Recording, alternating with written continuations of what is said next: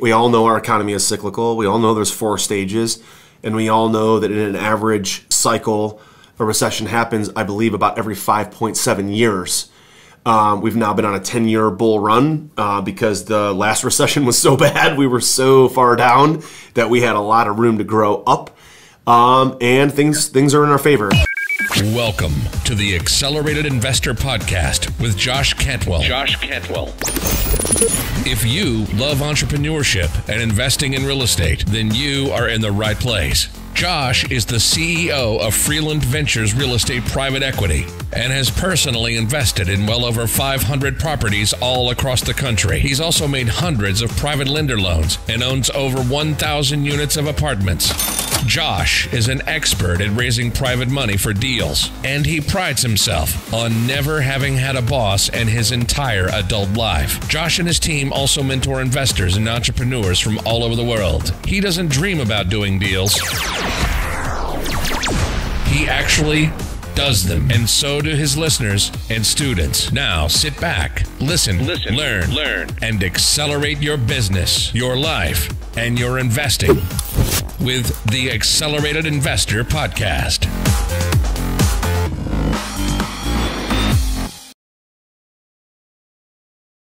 So hey, welcome back to Accelerated Investor. Josh Cantwell here with you as always, and I am so excited and honored to be with you inside of your headphones, inside of your smartphone, inside of your computer, wherever we're coming to you from. And thank you so much for all of you who've been sharing our episodes on social media and sharing them with your crowds and giving us feedback and comments.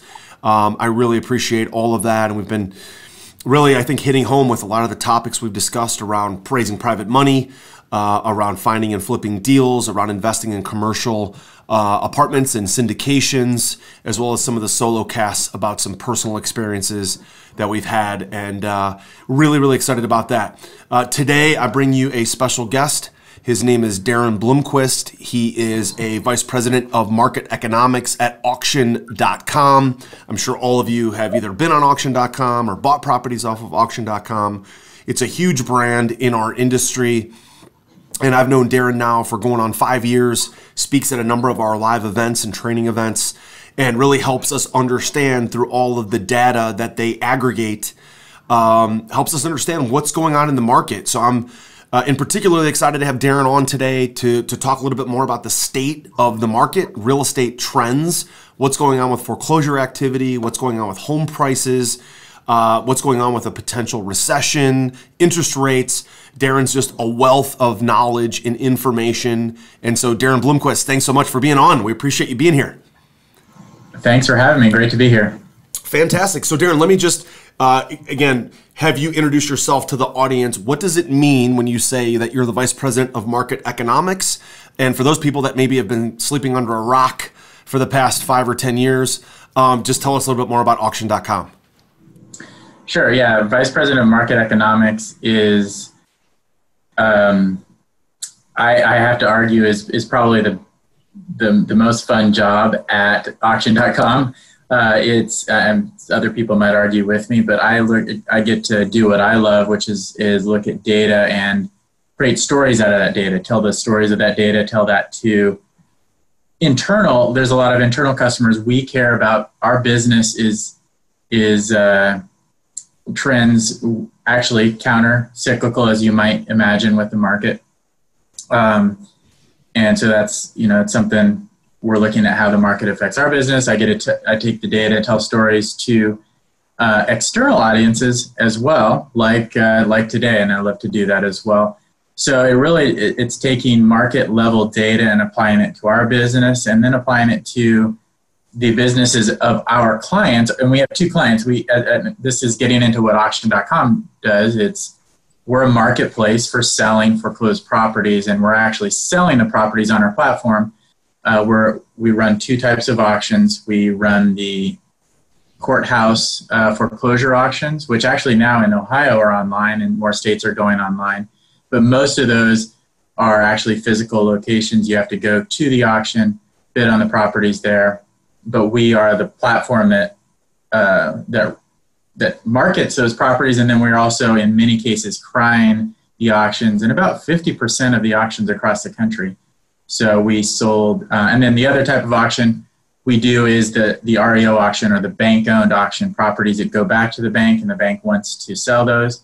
We're selling those, and most of those are online, so you can actually bid online and buy properties across the country through our platform.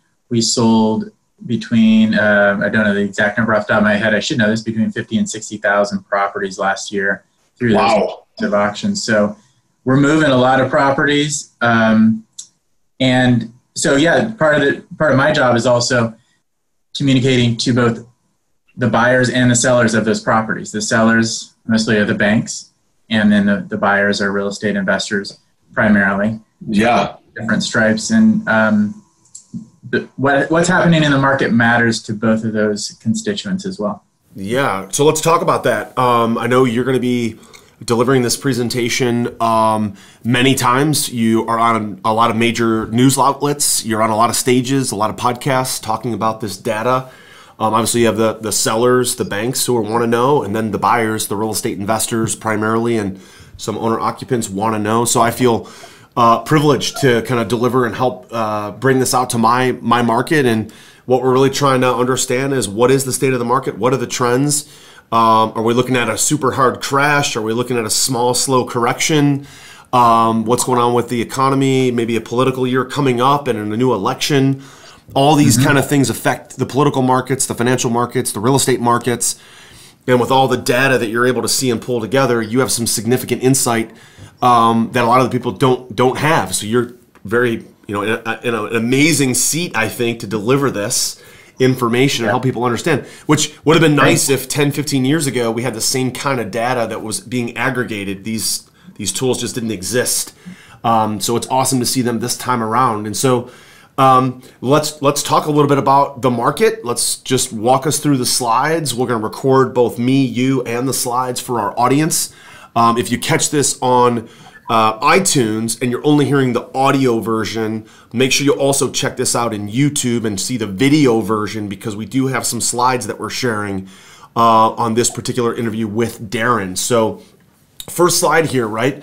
The economy rattle and hum. I like that little U2 reference, right? Yeah, good. I thought that was pretty obvious, but I'm glad you caught it. Yeah, I'm a big U2 fan, man, for sure. So yeah, tell us what's going on with unemployment and the Treasury. Yeah, and just to frame this conversation for folks who are listening and watching, and to know where we're going, I'm going to start out very broadly and then narrow down.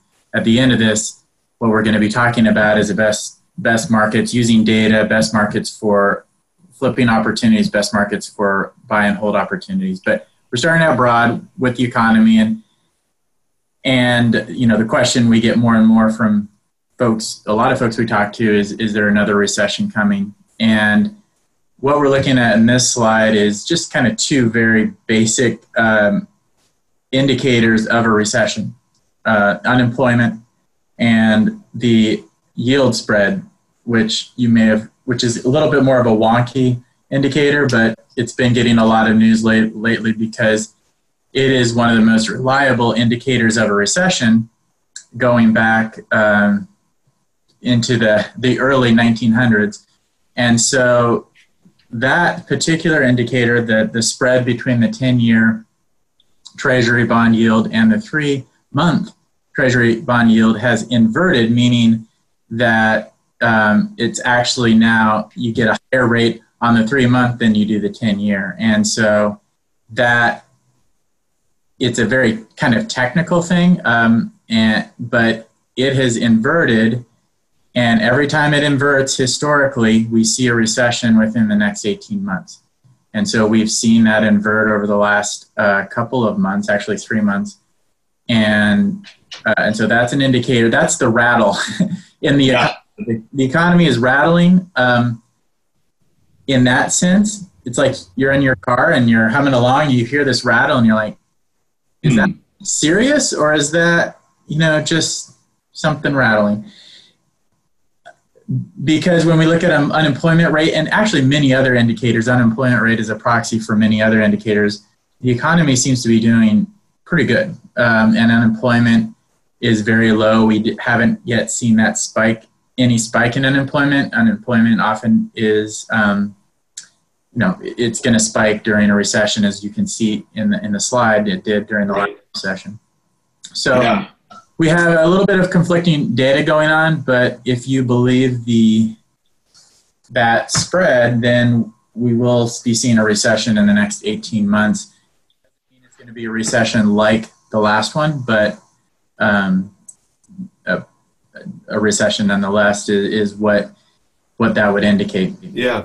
And I think the word recession is for a lot of people a bad word, but we all know our economy is cyclical. We all know there's 4 stages, and we all know that in an average cycle, a recession happens, I believe, about every 5.7 years. We've now been on a 10-year bull run because the last recession was so bad. We were so far down that we had a lot of room to grow up. And things are in our favor. I mean, a lot of institutional money, a lot of capital, a very business savvy president who people tend to get, whether you like him or not, people tend to get business-wise some confidence knowing that he's very pro-business, very anti-regulation. I don't care which side of the aisle you're on, that's what he stands for. And so that permeates throughout the markets, which has probably extended this bull run even further. But a lot of that stuff is wearing off, it's just natural cycle. So it's natural for us to be in a recession. And the interesting thing that I read, Darren, which maybe you're going to talk about this, is that I think out of the last 5 recessions that I studied, in 3 out of the last 5, property values actually still went up. They didn't go up by a lot, but they went up. So just a recession doesn't mean housing crash. So let's make sure that we keep that in context. Very good distinction. Yeah. Yeah. So on to the next slide then. Yeah. And this is some more economic indicators that just, again, you see some that are starting to trend. The most serious one is that yield spread that is flagging a recession. Some of the other ones that we look at are starting to, I wouldn't put them in the red, and we'll go to a simple dashboard here, but I put them kind of yellow, and that's consumer sentiment has started to trend downward a bit. The manufacturing index is below 50, which means manufacturing is contracting, and historically that's been an indicator of recession as well. The 30-year rate, mortgage rate, is more just like that's an important piece, a metric for the economy as a whole, but obviously also for the housing market. And one of the things you just said, I think, is absolutely true, is the picture I get we're in right now, and mortgage rates are contributing to that, and specifically the Fed trying to influence mortgage rates, is that we're in this extremely long recovery, historically long recovery. We're building this bridge. We just keep building it. We're starting to run out of material to keep building the bridge, and we're kind of just building each step as we go. But the recovery is extending. I think lowering interest rates is another way to keep extending this recovery or expansion. And but there is a point where it seems like we're going to run out of building material to keep that going. Yeah, I like the analogy. I like the analogy a lot. So awesome. Just tell me, Darren, if I should bump to the next slide. Yeah, go ahead. Yeah. So, and this is just summarizing the last 2 slides. We're actually doing this for our business because recession. We've grown in this expansion environment as a company because we're gaining market share, but a recession is also going to matter to our business because it's going to bring more inflow, and that's going to apply to real estate investors as well. Is there's a give and take with the recession. There's more inventory, going to be more inventory, but you're going to be in a market that may be a little bit more scary. It doesn't mean home prices are going to fall 30%, like you said, like they did last time, but home price appreciation may slow down. You will have to adjust. Right. And anyway, so we have this very simple dashboard to try to help us keep track of things. Only one of these 5 recession indicators is red, 2 are green, and 2 are yellow. So we're mostly humming along, but there's a few rattles in the engine of the housing market. Yeah. So even though the manufacturing index is going down, it's not necessarily in the red and recession area. The yield curve is an indicator. Manufacturing index and consumer sentiment is sort of in the middle, if you will. And unemployment and foreclosure starts are in the green, meaning that there's not any significant red flags there. Unemployment's down. Foreclosure starts are still pretty normal, pretty low relative to last year and relative to historic norms. So when all these things are more all red or red and yellow, I think we'll be knowing even more, and we'll be doing this interview again in 3 months. At the end of Q3, might even be doing it in a couple of months here, and we'll see what that looks like at the end of. The key one on the manufacturing, if for people who are looking specifically at the data, is when it hits 45. That's when you do tend to see a recession. It's at 49, so we're in the yellow. Got it. Yeah. Annual home price appreciation. Interesting thing is it continues to appreciate.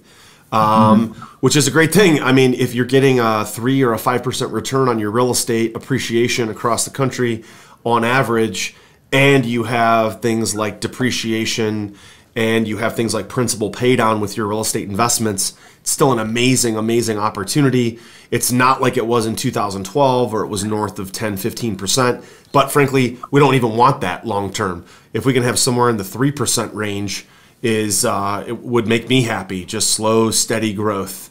So help me understand, what is the TAPL home equity?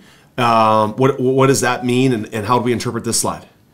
Yeah, definitely related to home price appreciation. It's a great stat that I got from Black Knight Financial Services. They track a lot of great stuff on the housing market, and I have a typo there. It's not TAPL home equity, it's tappable. I'm sorry, tappable home equity. And so they're calculating.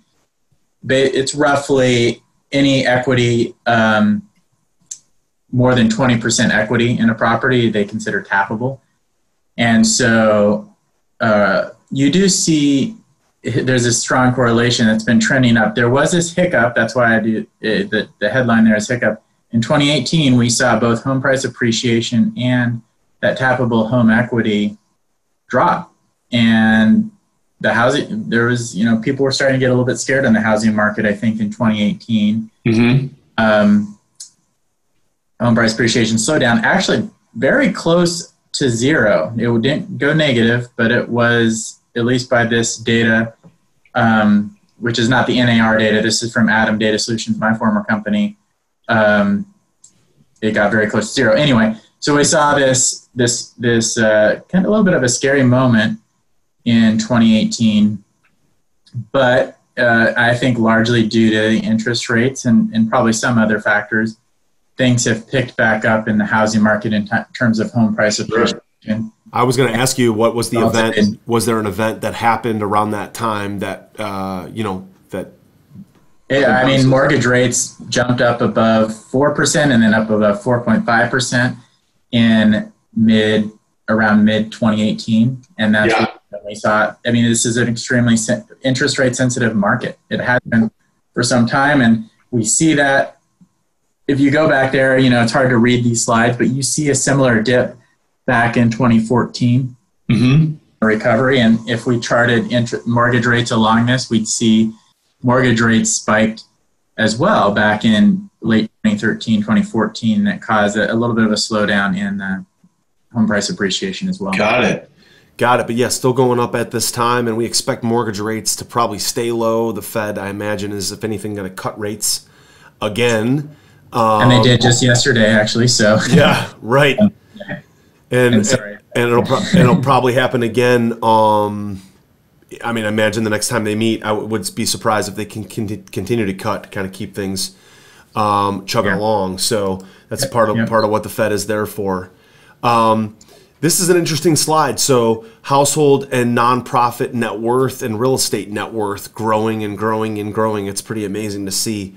Tell us a little bit more about this. What are we looking at here? Actually, there's newer data than when I created this slide just recently that came out where it went up again in the second quarter of 2019 to a new record high. Again, you do see that hiccup. I mean, I think it's very interesting to see that that drop in net worth, and I believe it's mostly caused by, or not all, some of it was the stock market for sure, some of it was caused by real estate net worth there in 2018, but we've jumped back up with the stock market going back up, as well as home prices and equity going back up. And so this, again, I see that we are in a little bit, things could shift fairly quickly. But we're continuing, we found more material to keep building that bridge. Right. And so it's the building has started again after a little bit of a slowdown. Got it. Yeah, interesting. My newest and most powerful real estate investing book, The Flip System, is now available. And for a limited time, you can grab your free copy at getflipsystem.com/podcast. Using the same proven principles, secrets, and investing strategies I'm sharing in this book, I've been able to personally close over 750 highly profitable real estate deals over the last 15 years, make over 400 private lender loans, raise over $30 million of private money, and acquire over 2,000 units of apartments. Get my newest book now for free for a limited time at getflipsystem.com/podcast. That's getflipsystem.com/podcast. So, let's see. What are we looking at here? Foreclosure screen views. Is this specifically from the website auction.com? It is, yeah. So this is okay. Of our data, which I didn't mention. In addition to the market data, we have our own marketplace here with selling 60,000 properties a year. It's incredibly rich data that I have access to within specifically this more niche distress marketplace. But what we're showing here is that I found this very high correlation between screen views on our mobile app and existing home sales. And really? How about that? Yeah, and it's specifically on what we call Super Tuesday, and there's a few states, most notably Texas and Georgia, that have just foreclosure auctions once a month on the first Tuesday of the month. And so there's a lot of attention being paid on that Tuesday. And to the degree that we see a spike in mobile app views on that first Tuesday of the month compared to the Monday, we see a similar trend in a correlated trend in existing home sales. And that's released about, that data is released by the NAR about at least 30 days later, if not more. Wow. So we see when I did this analysis back in mid-August after we saw the black line, a pretty good jump in our August. And I've actually added September here, but we saw a good jump in our August mobile app views on Super Tuesday. And so I went out on a limb at that point to a certain extent because of this strong correlation and said, I think we're going to see really strong existing home sales in August from the NAR. And lo and behold, just yesterday, actually, NAR came out with their August numbers, which showed a 17-month high in home sales. So wow. An even bigger jump in September. So I'm expecting, the housing market had gotten a shot in the arm, and so we're going to see strong existing home sales again in September from the NAR when they release that in mid-October. Wow, and all from the correlation between the auction.com mobile app. That's really great. That's a really great data to just see. It's not a perfect indicator by any means, but to see the two overlap and how they're performing side by side with basically a 30-day sort of delay is really amazing. That's great. Yeah, and I think you see this too, but real estate investors are at the forefront of the housing market. And so if they're confident in the market and buying more at the foreclosure auction, really good news for the overall housing market. On the other hand, if we see a pullback there, that could be a leading indicator that we're going to see more weakness in the housing market. In fact, we did see that back in some of that back in late 2018. Yeah. I would venture a guess now to say that there's so many people investing in real estate that are not value investing. They're not value engineering deals. They're buying deals at the top of the market, or they're buying hoping for appreciation. I hope that real estate investors learn their lesson from 2007, 8, 9. But a lot of the people investing in real estate today were not investing back then, and they're not aware of that. So I certainly hope that real estate investors are at the forefront of the market or some indicator of what's going on. I also think some real estate investors are absolute morons when it comes to what's actually happening in the market, and they're just buying whatever they can get their hands on. And I don't know if we're always the greatest indicator, Darren, of the forefront of what's actually going on. I think there's very skilled people for sure. The conversations I'm having. I think you make a good point, and it's not infallible for sure, but they're and they could. I think foreclosure investor or real estate investors could be wrong, but if they're confidently wrong, then it's probably they're gonna know that they're wrong before the rest of the market knows that wrong, if that makes sense. But yeah, you're right. I mean, this is a little bit, these are investors buying at the auction, at these foreclosure auctions specifically. You have to come with cash. Oh yeah. And now you can get refinanced later, but these do tend to be more serious, experienced investors. Yeah, I agree with that. Guys that buy at the auction are often buying sight unseen. They're buying with all cash, and those two factors together, you have to be a pretty advanced investor with some serious, some serious ability to take on risk, and be comfortable with risk to do that. So, yeah, very good. So wage growth is up. People continue to make more money. People continue to have wages going up, but not quite at the same level as home prices in a lot of areas, especially like Silicon Valley, San Francisco, things like that. So tell us a little bit more about home price growth versus wage growth. I know it's very important when it comes to affordability.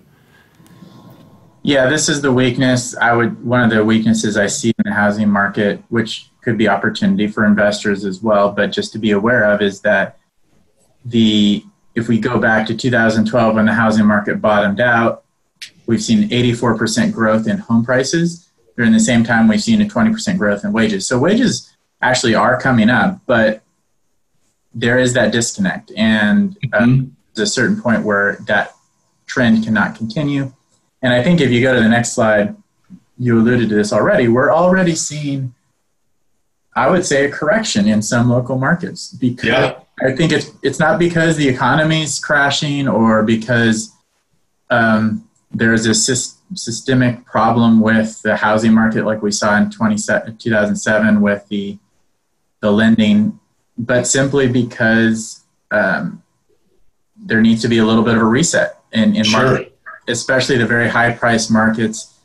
San Jose has seen this for several quarters now. In San Francisco now, some of those, not all of those are high-priced markets. Hartford, Pittsburgh, Kansas City. We actually saw we can add Seattle to this list, and we actually seen home prices not just slow down in appreciating, but actually go negative in these markets. So we are seeing limited price corrections in some of these high-priced markets where affordability has just become too much of an issue. Yeah. It's interesting to see, like, everyone's probably going to look at this slide and say, oh my gosh, look at the ones in the peach or the orange color. But what I think is interesting too is look at the ones in the darker green. I mean, parts of Utah, Idaho, looks like down the southern part of Alabama, certain parts of Jersey. Obviously, New York is potentially very overpriced and actually losing some value. I know Naples, Florida, which is one of my favorite places in the world, was actually losing some value going backwards. But again, some of the most expensive places in the country, but then also places that are not. Even if you look at, even Charlotte, North Carolina looks like one of the orange peach colored dots there. And, actually, is that Charlotte or is that outside of Charlotte? Charlotte actually. I don't think it's Charlotte. No, it's not. Charlotte's the green. Yeah, so just outside, maybe one of the other parts of Carolina. I got to figure out what that is. I don't know off the top of my head. But yeah, you see some limited stuff where this is going on, but I think it's good to be aware of. And yeah, there's both sides of the coin. There's places that are slowing down, but there's also places that are accelerating. Idaho would be one of those. And some other markets. Yeah, it's interesting when I talk to investors, and I appreciate the fact that they think I know everything because I don't. But they definitely ask me my opinion often and about the softness in the market, and they're like, I keep telling people real estate's very regional. It's very, very, very local. Something that's happening in Cleveland, it's just a completely and totally different market than something that's going on in New Mexico or Wyoming or Florida or Georgia or California. It's just so different. Yes. It's impossible to, it's impossible to answer with a blanket statement. You have to look at your own regional market, and that's some of the data that Darren's able to bring to us, which is fantastic. It's interesting to see that there are a lot of buyers that think that their markets are overvalued. I know that. The sellers still have the advantage because there's just not a lot of inventory, so there's not a lot to pick from. So sellers continue to jack their prices up, which makes buyers feel like their area is overvalued. And obviously, you have a huge portion of the population that lives in California and New York, and those places are overvalued because they're retracting in price. So it's interesting to see so many people feeling like they're overvalued. But I guess it depends on whose temperature you're taking, right? If so much of the population is in the Northeast with, Philadelphia and Baltimore and New York, New Jersey, so many people live right there in that corridor of the country. If that group of people says, I feel like my homes are overpriced, well, there's a lot of people that live there, and that could sway your opinion. So. But great information. Yeah, I think this is a survey we did of our buyers. Again, with this thesis that I have that our buyers, investors in general are a great barometer of the housing market and leading the housing market, even though they may not also always do so perfectly. But yeah, they're 1 in 4 now. The headline there is of course more, that was the interesting thing to me, but there's still, the majority, 3 out of 4 buyers think the market's doing fine. And in fact, 37%, the biggest chunk, think that their market is fundamentally sound with solid growth. And so I would say, you do have this element of we're not in as ironclad of a housing market upswing as we were maybe a few years ago, but things are, for the most part, things are plodding along steadily. And that, it actually encourages me to see that most people think we're going to see single-digit home price growth. Expectations are not that that home prices are going to continue to or be appreciating at double digits. And so if investors, as long as investors have a good handle on that, they can make the right decisions about what they're investing in. Yeah. It's interesting to see only 7% feel like prices are going to stay flat or declining.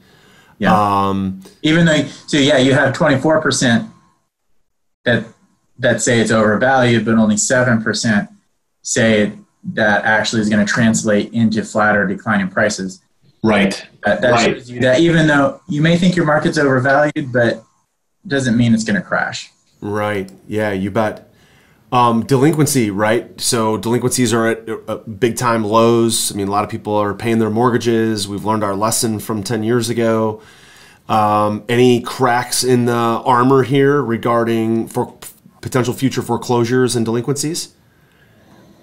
The only crack I would say, and it's a small crack or a fissure, is the FHA loans. They're going up, and this is from the Mortgage Bankers Association. I don't think I put that on there, but their latest report did show, well, first of all, those early stage delinquencies, 30 people who are late 30 days, which is not extremely serious, but those, that delinquency rate's up 17 basis points from a year ago. So we saw that tick up. And then FHA specifically is where we saw a 52 basis point increase in those early stage delinquencies.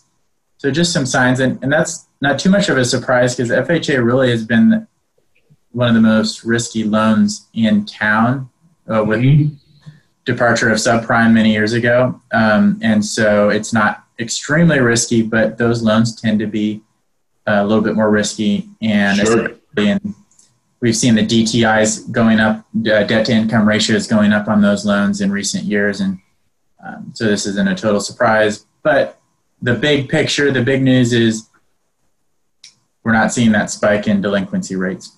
Yeah, not yet. We'll see. Overall. We'll see. Yeah. That's good. That's good to see. And yes, I mean, people can put down very little money with FHA, and the more FHA allows them to borrow, people feel like, well, I can borrow 40%, I can borrow 42%, I can borrow 45%, I can borrow 48, 50% of my income. And of course, most people will just go with what they're allowed to borrow, not thinking very much about how it actually impacts their budget. And then they get bit down the road when there's a loss of a job or some sort of pinch in their income. So really, really interesting to see. Foreclosure starts by metro. This is interesting. So is this am I reading this right? In the orange and the red, foreclosure starts are up, and in the blues, the foreclosure starts are down? That's right. Yeah, okay. It's for the first half of 2019. And yeah, you might be surprised at this. Now, this is increases, and in many cases, we're coming off of record low levels of foreclosure starts. So the increase in itself doesn't put us in necessarily dangerous territory, but it does show that we're seeing a change in the trajectory of foreclosure starts. Now, a lot of that, I think, in the South, in Texas there, and in Florida, is actually a ripple effect from the hurricanes in 2017. It's taken, sure. But so I think that's part of it. Now, I mean, some of the stuff in Florida, I'm not sure if we can continue to keep tying that back, but I think a lot of that is tied to the hurricanes. And honestly, right in the environment we're in with a strong economy, strong housing market, one of the biggest risk factors is natural disasters that can cause housing distress. Yeah. It's going to typically be more short-lived, but it's still, there's still people who get in trouble because of those natural disasters hitting. And you have homes that are damaged as well. It's not financial distress. And that creates this, a situation where people may be more motivated to just walk away from their mortgage. Yeah.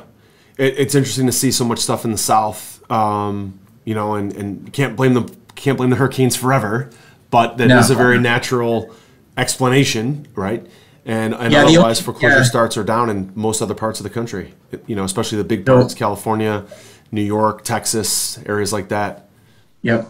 I mean, the one surprise I'm seeing that's definitely not related to the hurricanes is the Pacific Northwest, Seattle, and Portland, and even Denver, which arguably, over the last few years would be some of the hottest housing markets in the country. We're seeing some increases there. And I mentioned earlier Seattle, with its slowing or decreasing home prices. There's some weakness there, and I think it may be related to that affordability issue again. Again, coming off of very low levels, it's not a tidal wave of foreclosures, but we are seeing some increases there.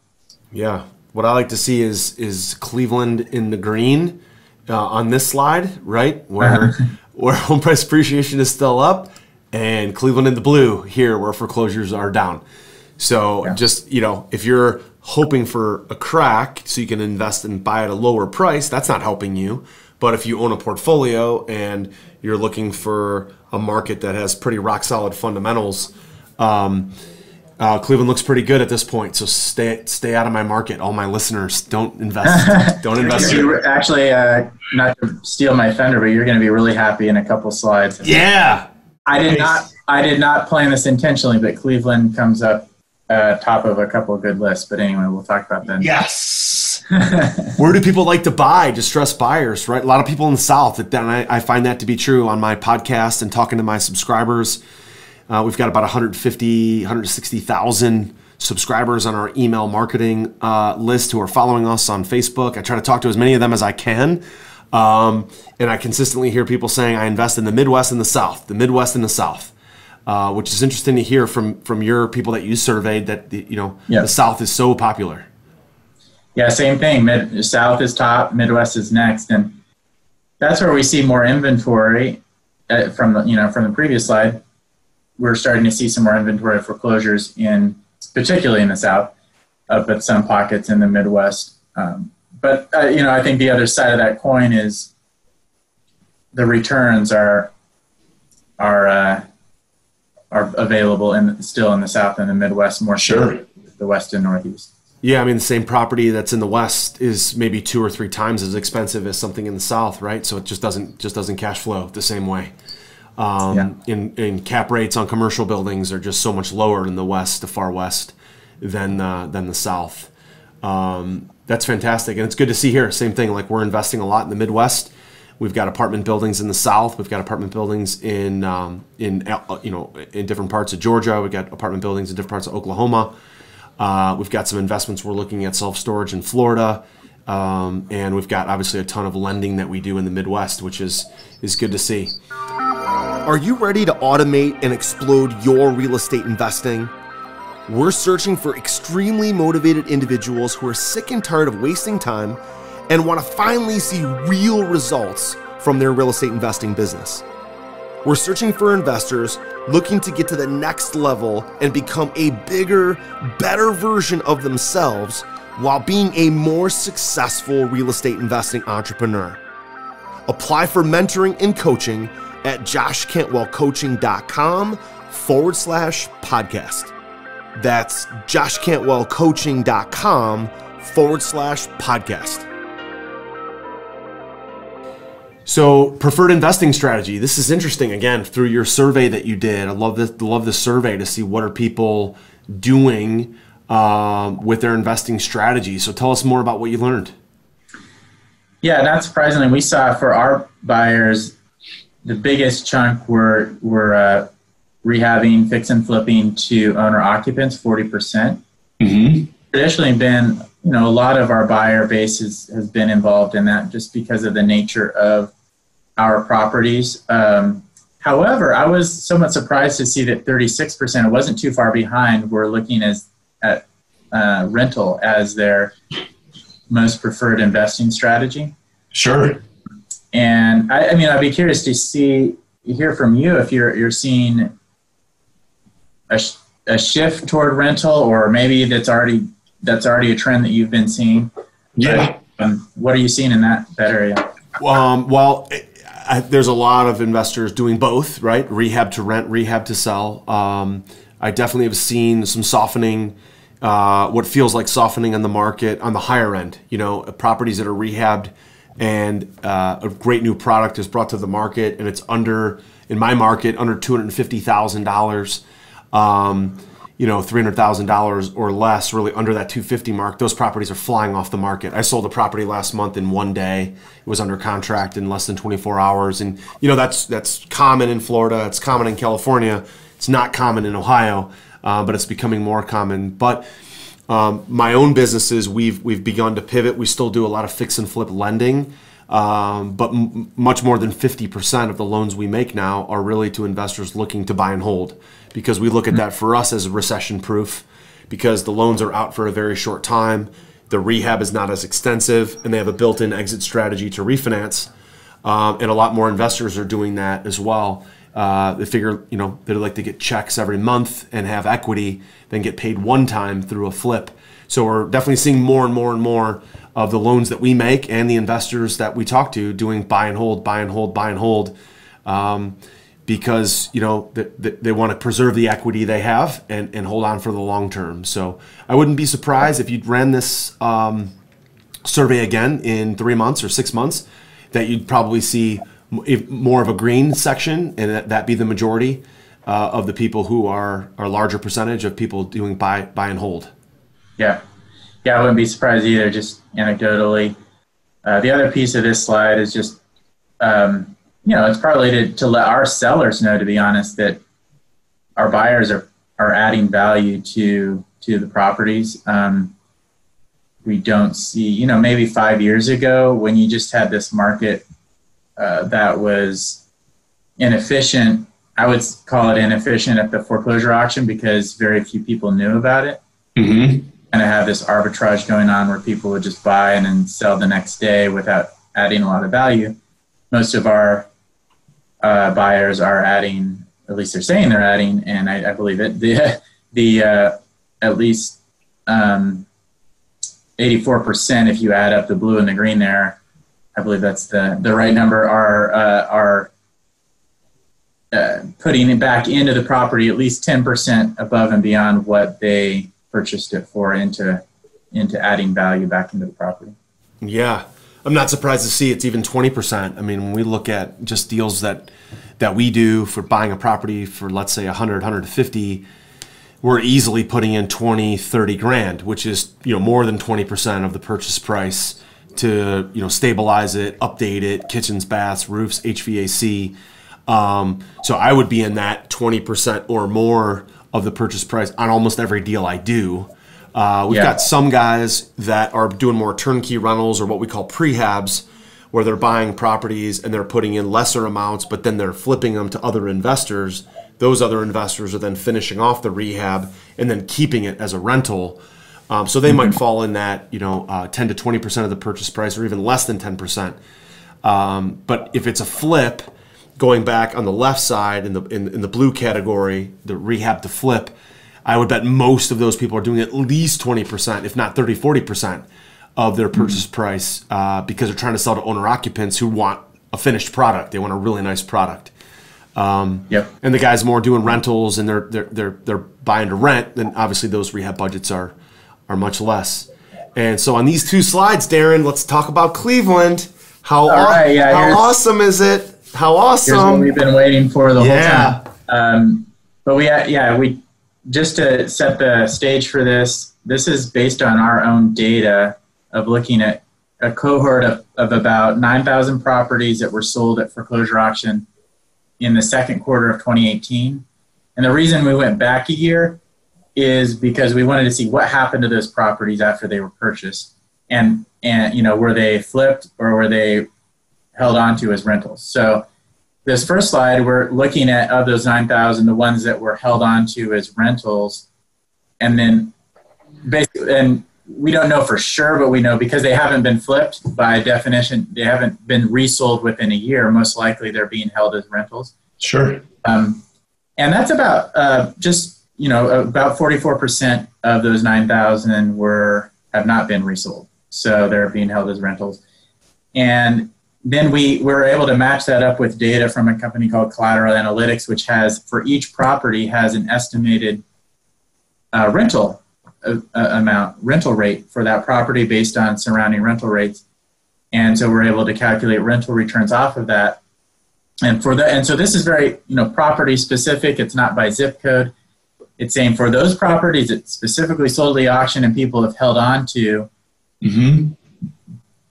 if they're renting them out at the estimated rental value that those properties have, here's the return they're getting.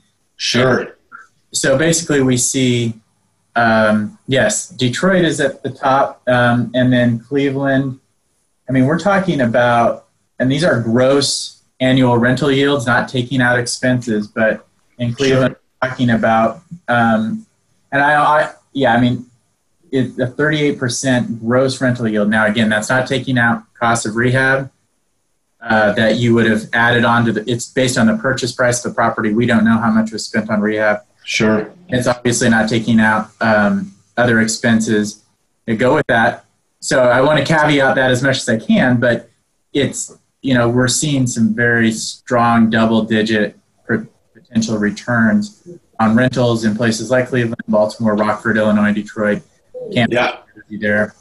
Not surprising, probably not too surprisingly, the high-price markets where you're buying at a higher price point. Even at the foreclosure auction, like Los Angeles, Brooklyn, Washington, D.C., Phoenix. I'm actually a little surprised, but Phoenix and Las Vegas have become much tougher markets to get as good a rental returns in as some of those Midwest and Southeast markets. Yeah. People are buying properties or investors buying, and just the nature of the market, they've got to spend more. And people who are renting, have a fixed income a lot of times, and they're living off a certain salary or W-2 wage, and they can only spend X amount of dollars, and the rent rate just can't keep up. Again, go back to the affordability conversation. And the investors that appear to be behaving irrationally in some of those markets like LA and parts of Florida and Arizona is, again, all about, in my opinion, it's all about speculation. It's all about hoping that prices continue to go up. So they're willing to take a very low cap rate or a very low return in exchange for appreciation. And just knowing that also in those areas, especially certain parts of Texas or certain parts of Arizona, where there's a tremendous amount of job growth.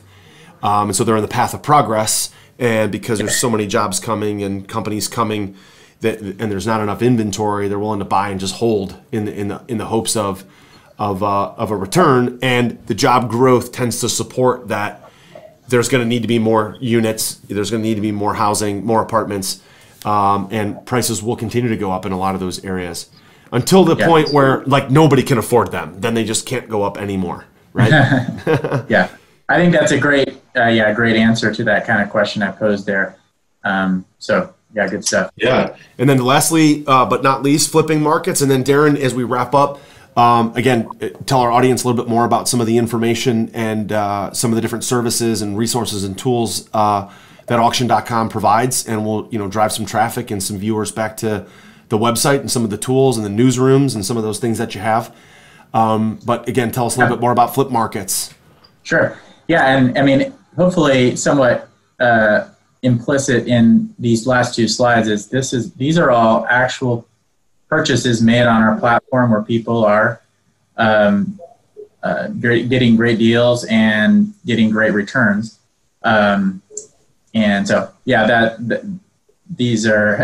this is real life and real life data that you can get and represent real life opportunities you can get on auction.com. But with the flip, same cohort of those 9,000 properties, but then we looked at the 56% that actually did resell within a year. And, these are where the best returns, again, gross returns. We don't know how much to spend on rehab and all of that and holding costs, but we do know, hey, here's what they bought it for on the auction.com platform, and here's what they sold it for by cross-referencing with public record data.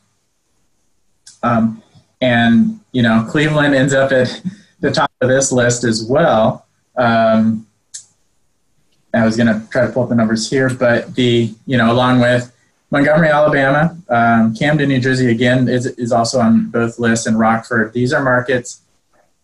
Now, there may be reasons that you have to be cautious in these markets, but in terms of just on paper, the returns that are potentially available are very good. So, it looks like in Cleveland, they basically the purchase, the resale of the property was 52% above what the purchase price was. Yeah, that was one of the top ones. And again, you have actually some of the similar ones that are lower on the list.